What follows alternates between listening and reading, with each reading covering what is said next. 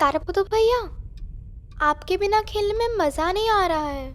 आप ही खेलिए ना हमारे साथ। अभी मैं पढ़ाई कर रहा हूँ, तुम लोग जाओ, मैं बाद में आता हूँ तुम्हारे साथ खेलने।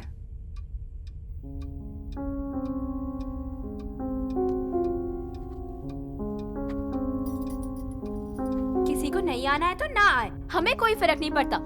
चलो।